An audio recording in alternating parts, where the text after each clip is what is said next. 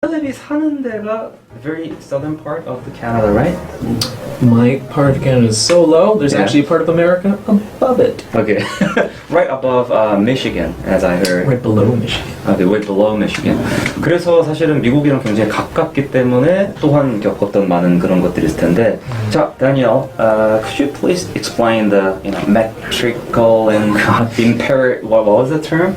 Empirical units. Empirical units. Okay. Yeah. So you use in the States. So which unit is which measurement is right? Yeah, we use empirical units. Empirical units. So we don't use the metric system. We go different from the whole entire rest of the world because we think we're special apparently or something like that. So it's confusing because no one else uses it. But I'm sure everyone knows what inches, feet, miles, all those things are. Yeah. Okay. And what is the situation like in Canada? So I should mention, as you said, that I'm from not just a border city, but a very border city. In my hometown, we kind of have a mix. So, like in Korea, we're supposed to give our height by centimeters. I have no idea what my height is in centimeters.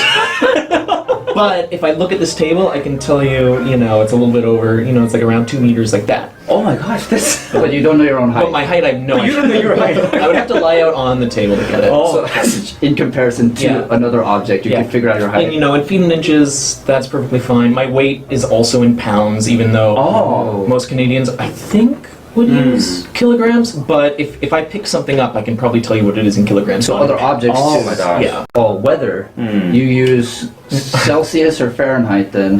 Weather is also a mixed bag. Okay, so in the winter time, we talk about Celsius. It's 0 degrees or some variant on 0 degrees. But once the summer hits, today it's going to be in the high 80s. We're over to Fahrenheit. Autumn and spring is just a completely bizarro world. Where it's just like, well, it's kind of chilly, it's not quite hot. Below about 60 on Fahrenheit is confusing to me. Over 10 on Celsius is really foggy. 되게 특이하다. Wait, is that a Canadian-wide thing, all Canadians, or is it by region? Or it's definitely an epidemic in my hometown. Okay, yeah. I would say as you move further north, there's more adherence to the metric system. Can't say for sure. So like the further north you go, the more traditionally Canadian they become. So you see like across the border between the US and Canada, you'd find more like mixed, using both systems more often. Yeah, like I know that in my hometown, if you buy a car, drive a car, rent a car, the speedometer is in miles and kilometers, because you're probably going to need both. Oh my god. Wait, we have kilometers on our speedometers? I don't in think the so. US? No. I've never seen it. I don't even remember anymore. Oh, okay. Actually, yeah, I don't know how widespread that is in Canada, but I do know when I rented a car in Vancouver, the car only had kilometers on it, so I don't know, maybe it's a weird... So you had a culture shock in your own country, right? I think if other Canadians were to visit that part of Canada, there might be sort of a strange culture shock. For me, it's just kind of normal. And whether when I go to the States or I go to another country, I have a half culture shock every time. Oh, okay. Depending on what season it is or what we're measuring. The alphabet. The alphabet. Okay, let's talk about the alphabet. Okay, what do you mean by alphabet? The last letter, we say. What do you call it? Let's go with you first. In song, we'll say W, X, Y, and Z. Oh, Z? Z. Oh, is that what you say? Oh, you can? I believe that's the international. Actually, most people say Z. Actually. Oh, really? Yeah. Okay, and in America? Yeah, we're usually the oddballs. We say Z. Z. Z. Yeah. So Z is more kind of like an American thing, and internationally, like Z is quite common, right? In Britain, I think they also use Z or Z. something similar. I think so. I think Z is, the metric version of the alphabet. Metric version of the alphabet. I heard there's another difference in terms of like, hat. Yeah. Can you guys talk about that? I don't know about this. I I assume you mean the word toque.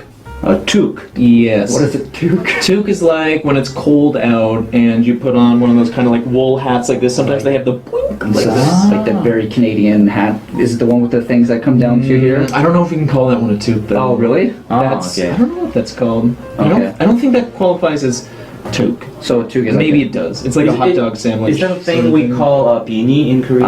toque is a beanie. Is it the same in Korea? Yeah, we say beanie. Is that what they say in America? Yeah, because we don't have Yeah. that word in Korean, so we just use the loan word beanie. Anyway, I think that's a truly Canadian thing because even where I grew up, I don't know any term other than toque. Beanie, like I've kind of heard that in the back of my mind, but Oh, wow. Wow, that's beanie, Where did it originate from? Toque. toque. It's spelled Toque. So I'm going to say that's a French one. Might have to fact check that. Definitely. Okay. So, does it really have to do with like bilingualism in Canada? Because I know a lot of, like, at least 30 or 40% of Canadian population can speak French, right? I looked it up because I really didn't know the stat. I think they said something like 20% are native. 20%. Okay. And then, so maybe when you include people who can also speak French as their second language, it bumps up to like a third or so, like that. Okay. But something like the vast majority of them live in Quebec, something like 80%. Okay. And I think they said outside of Quebec on a per province or per city basis, it's like you're getting like at most 5% population are French speakers. So it seems like despite the official bilingualism of the country, outside of Quebec, French-speaking Canada, there's not a lot of French. Interesting. Although we do have French on all our packaging and sign. Yeah, so I heard for every single like road sign outside of Quebec too, all of it is English and French as well. Yeah, exactly. Ah, okay. Throughout the whole Is that country. the government policy? That Yeah, it started, the current Prime Minister, Justin Trudeau, Oh, his yeah. father, Good-looking Pierre guy. Trudeau, Yeah. also a good-looking man. okay. I believe he was the one who put in the official bilingualism. American students sometimes or must learn Spanish. What's the deal with that? Oh, really? Oh, I don't know if this exists. When I was in high school, everyone has to take a second language. It's like pretty. If you want to go to college or university, you have to, or at least a good one. You should take a second language. But Spanish isn't part of the like. No, I took German, so you don't have to take Spanish at all. Okay, Maybe- so from it was either It's optional in the U.S., but Technically optional, but most people okay. do it. At least with the high school I went to, everyone did it. But it's not like initiated by the government, right? No. Okay. And then Well, I mean, it's probably similar to the States where it's by state basis, where education in Canada is, at least at the provincial level, it might be a little bit lower down than that. Like, parts of Canada have middle school, parts of Canada don't have middle school. Like where I grew up, there was no middle school. Grade school till 8th grade, and then you start high school in the 9th. Okay. So education's managed at a different Very level. small level. Yeah, and so I can't speak to all of Canada, but at least where I grew up, from kindergarten or first grade up until I think it was the first year of high school, you had to do French every year. oh, You took French every year and you don't speak any French? I know. What did you do?